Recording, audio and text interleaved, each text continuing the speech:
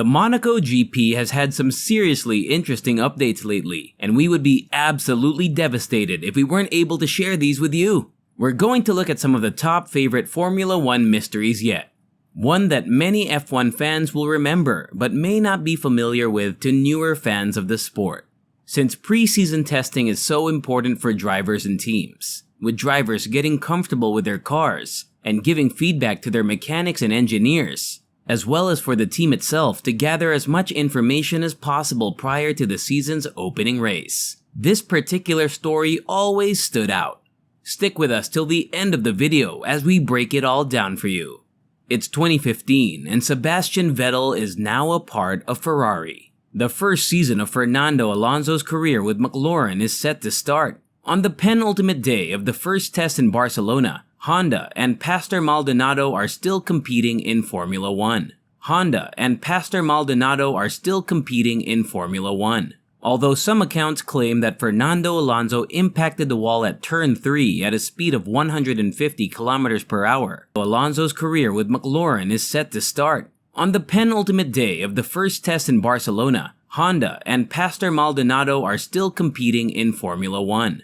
Although some accounts claim that Fernando Alonso impacted the wall at turn 3 at a speed of 150 km per hour, the accident's exact cause is still unknown. When the accident happened, Fernando was apparently unconscious, and McLaren first issued a statement claiming that their investigations revealed an unpredictable gusty wind at the moment. Although Fernando Alonso claims he remembers the accident, but claims everything was more or less a normal concussion, a Spanish newspaper reported that when he first woke up, he told doctors, "My name is Fernando Alonso.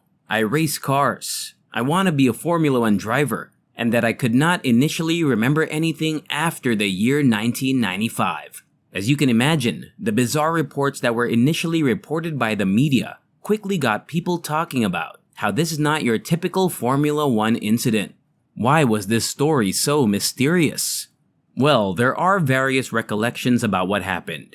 On one side, you have McLaren, who blamed the accident on an unlucky gust of wind and no evidence of a mechanical failure. On the other side, you have driver Fernando Alonso, who said to the media during his comeback at the Malaysian Grand Prix that it's clear that there was a problem in the car and said that the crash was caused by lock steering. Before preseason testing was broadcast live, we had to rely on eyewitness accounts and the story that Fernando blacked out at the wheel from an electric shock or simply fainted. A photographer at the track claimed that Fernando's head was bent to the side before he went off, suggesting that he was unconscious while still on the race course. The FIA investigated the accident, but did not release their findings. Trackside video from after the incident only serves to deepen the mystery and draw attention to this case. Fernando also claimed that he wasn't unconscious when he hit the wall, but rather while he was in the ambulance or at the hospital, and that this was because of the medication he was taking, which he described as being typical. Ron Dennis refuted any allegations of electrocution, despite the existence of other competing hypotheses. Fans were already given insight into the driver team's chemistry through the accident, which had not been off to the best of starts. Fernando's first season at McLaren, Honda in 2015, was supposed to be a fresh start after he left Formula 1 powerhouse Ferrari. However, as we have heard, Fernando and McLaren's explanations are almost entirely the opposite.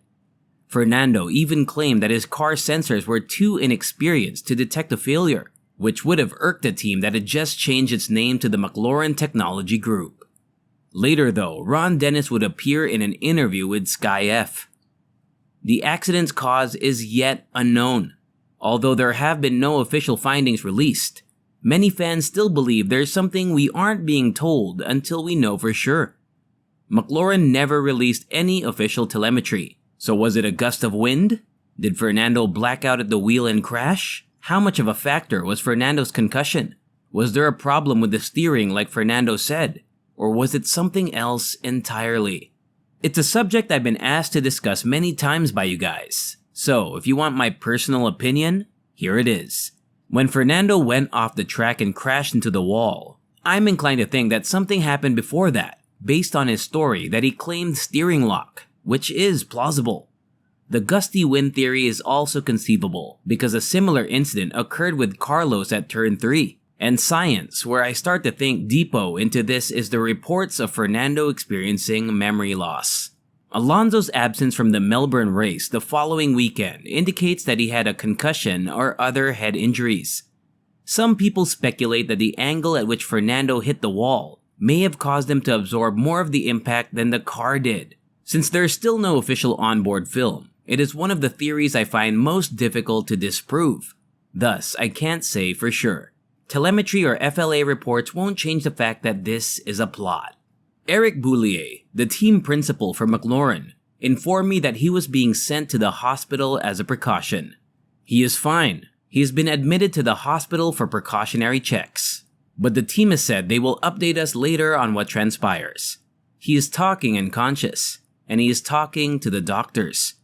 However, when he was loaded into the air ambulance, he was on a stretcher, and it was hidden from us all by some large white sheets to prevent anyone from seeing the driver as he was heading onto the helicopter. And that's all the F1 news for today, guys. What are your opinions on this? Feel free to share them with us in the comment section down below. If you enjoyed this video, make sure you smash that like button, subscribe to our channel, and click on the tiny bell icon on the side to stay notified and updated on all of our upcoming content. Thanks for watching. We'll see you in the next one.